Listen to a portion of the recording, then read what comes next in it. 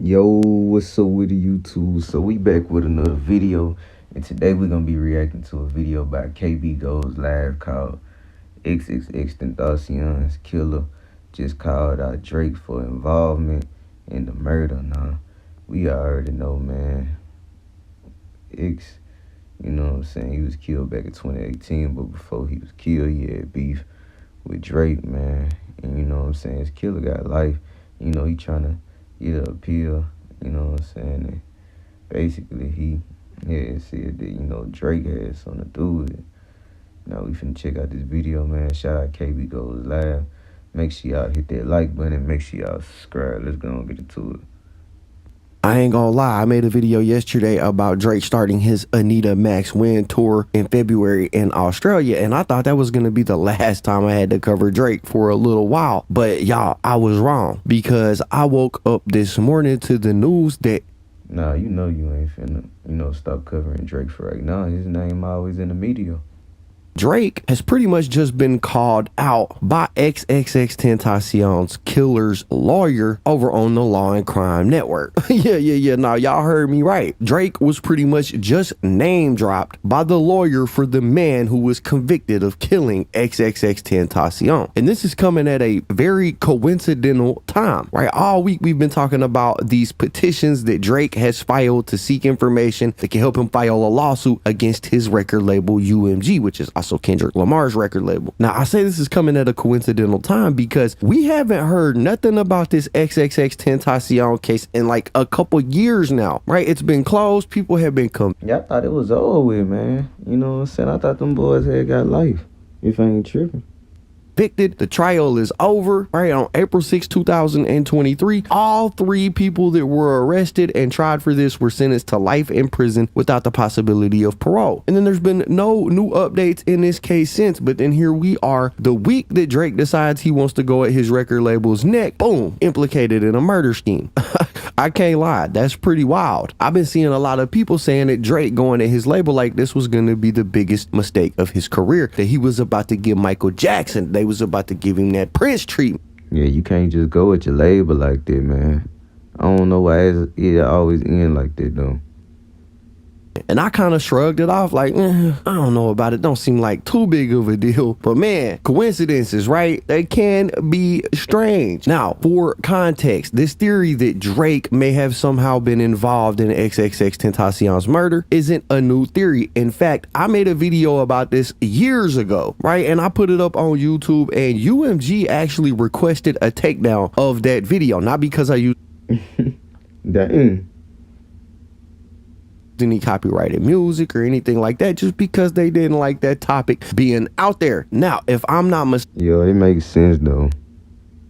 A copy of that video that I made does still exist. It exists over on Rumble. And you know what? I'll go ahead and I'll link to this in the description if you guys want to go watch the video. It's a 28-minute breakdown about all of the evidence that seemingly points to Drake being involved. All right, well, I did that video a couple years ago, breaking it all down, but nothing ever came of it because when it was brought up in court, it was pretty much squashed on site. The judge really didn't want to hear none of it. They continued with trial, and like I said, the three people that were on trial for this were eventually convicted, sentenced to life in prison without the possibility of parole, and that was the end of it, at least until this week, the week that Drake is taking shots at his label. Now, one of the guys that was convicted, his name was Dedrick Williams, and Dedrick and his attorney Mauricio Padilla just filed a petition for an appeal, and in that petition they point to Drake's alleged feud with the victim as proof that he could have been an alternate suspect in this case, a suspect that they weren't allowed to question, they weren't allowed to get a deposition from, and that the police in Florida refused to investigate. So I want to make clear here that they're not saying that Dedrick is innocent and he had nothing to do with it. His attorney is arguing that there was other people who could have been viewed as a suspect that the police failed to even look into. And when something like that happens, it could be argued that whoever was on trial, in this case Dedrick Williams and the other two guys, didn't get a fair trial because it wasn't investigated fully, if that makes sense to you guys. What that means is that the conviction of these guys could be looked at as a reversible decision because, like I said, it could be argued that there were other people that the police just refused to look into.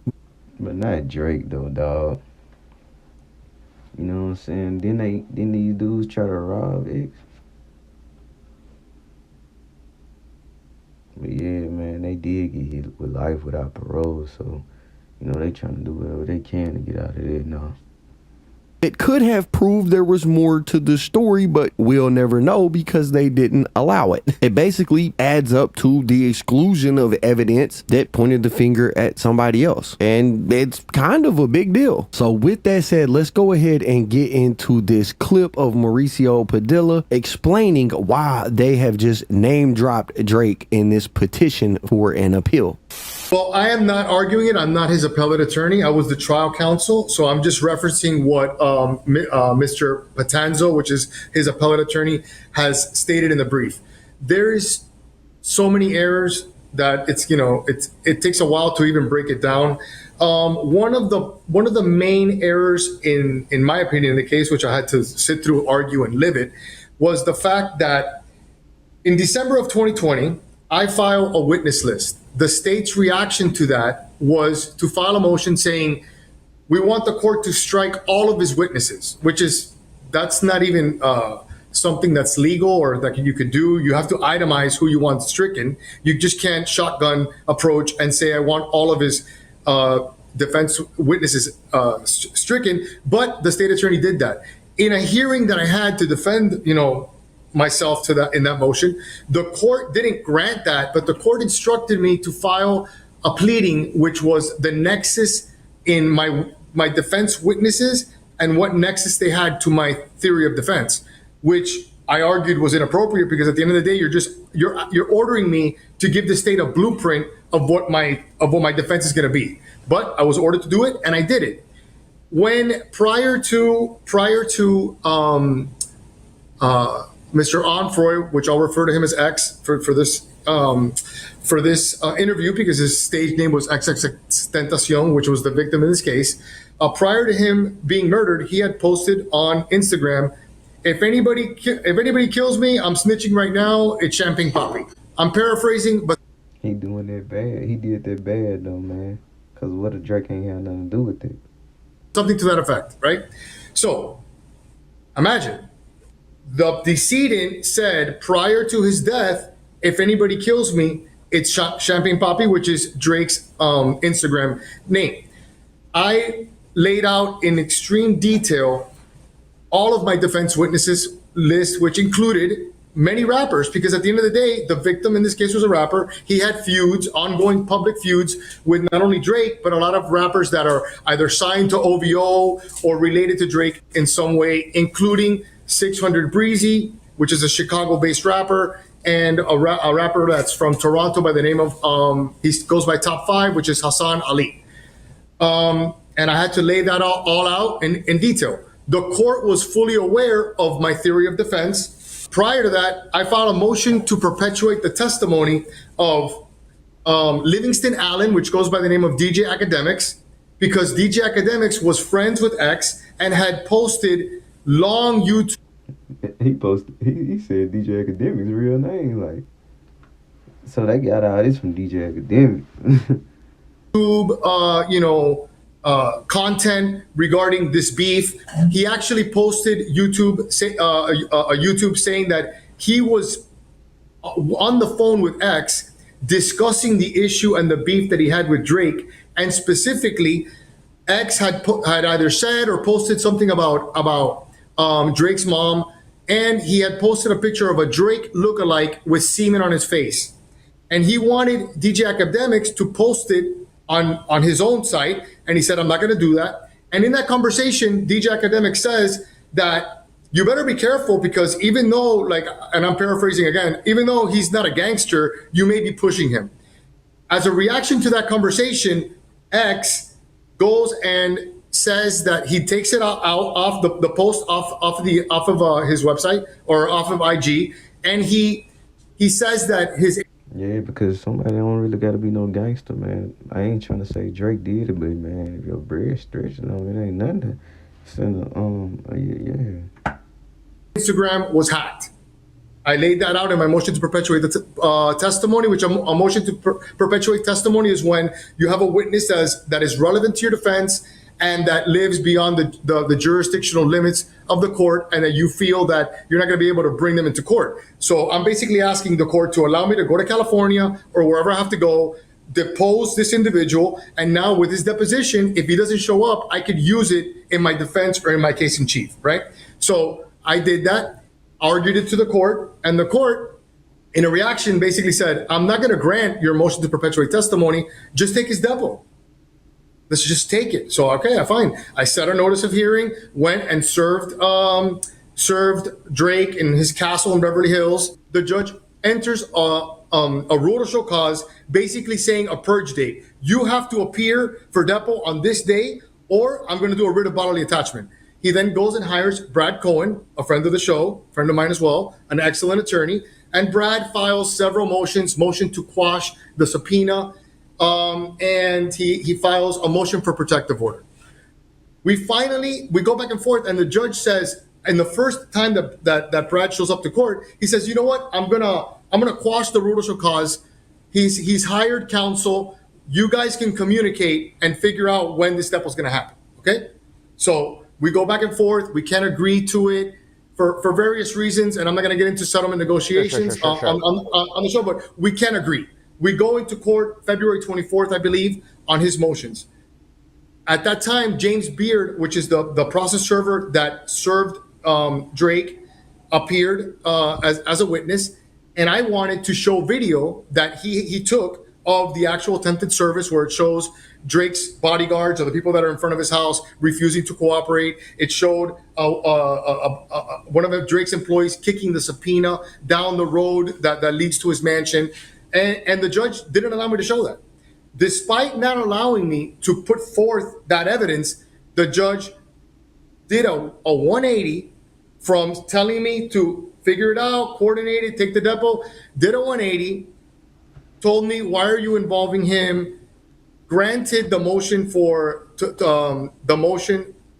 protective order, granted the motion to quash my subpoena, allowed Mr. Cohen to argue California law without having a California expert there, and basically kind of chastised me about why are you bringing them into it. But the state attorney, sensing there's blood in the water, says, Judge, I'm going to renew my motion to strike all his witnesses, okay? Or tennis, no notice. And he says, I'm not going to do that, but I am going to strike Mr. Graham. So he struck in the middle of the trial. He struck Drake from my witness list, which is completely inappropriate, considering the history of the case. Yeah, so as you heard in that clip, he's not arguing that his client was innocent. He's arguing that he wasn't given a fair trial because there was other suspects that weren't investigated. And he specifically name drops Drake, 600 Breezy, and Top 5, which is, Drake's shooter from Toronto. That's how he's described himself in the past. I ain't just putting that jacket on him. He's said that's what he is. Honestly, it's pretty crazy. Now, from here, what happens is that petition for appeal will be reviewed, and then there will be a responsive brief that is filed in response to this. And if the appellate court agrees that Drake, 600 Breezy, Top 5, they should have been investigated more, then a new trial for Dedrick Williams could be on the table. And in that new trial, they're gonna try to investigate Drake and Top 5, 6. Damn, I don't even know if Drake still even around with 600 Breezy. Tell the truth. I'm assuming if it's granted, we more than likely will have to hear from either one Drake or two Drake's attorney, if that's approved. Now, as far as a timeline for that, I'm not really certain on when it could happen. It could be within the next couple weeks. It might take it a couple months. We all know that the court system can be really slow, especially when it comes to appeals after you've been found guilty. Sometimes them things can take years to get through. So it might be a while before we hear a response to this petition. But there was a lot of evidence. Like I said, I made a video about it years ago, but just a few examples. There was a guy here named Robert Allen who was on trial for the murder of XXXTention. There was images online of Robert Allen throwing up gang signs. There were also images of Drake throwing up the exact same gang signs. Now keep in mind, Robert Allen and them, they're from Florida. Drake. Oh man. Hopefully they don't try to use that. from Canada, but there was more of a connection. Robert Allen's dad is notoriously known and has been convicted of being a drug dealer and a firearm dealer with ties to people in Toronto, right? So there was that. There was a ton of lyrics that Drake had dropped. I'm not gonna go through them all right now because it would take forever for me to get through them, but there was a lot of things that seemingly connected Drake to this entire incident that was just overlooked because the judge felt like Drake was too big of a superstar to be involved in. Yeah, that's how they look at it. They look at Drake like, nah, he ain't no gangster. You know what I'm saying? Because he ain't got no gangster image. But like I said, it ain't nothing to send the yeah. But I ain't trying to say Drake did it, though.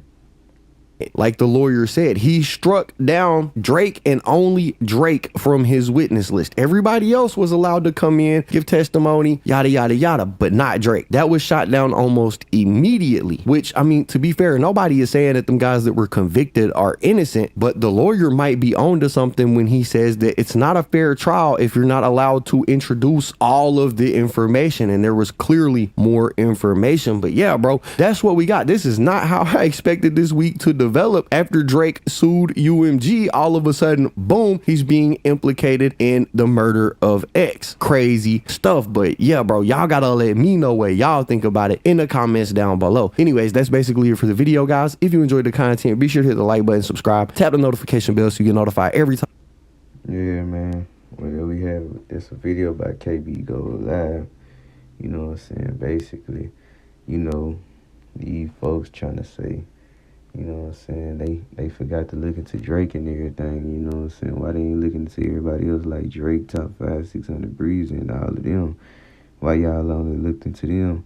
You know, they dropped them from the witness list and everything, you know what I'm saying? And basically, you know, they trying to get a appeal, you know what I'm saying? And, man, they trying to say, you know, Drake probably was involved in it, you know what I'm saying? And, you know, it's some things that connect, like they throwing up the same gang sign. And, you know, old boy daddy was a firearm dealer, and he had connects in Toronto. And we know Drake from Toronto, so it's some ways that they trying to say that, you know, it was connected, man. But, you know, I don't know, man. You know, I just can't give y'all, you know what I'm saying, this quick reaction, you know. Shout out KB Go Live, like I said, man. Make sure you guys like, comment, subscribe for more.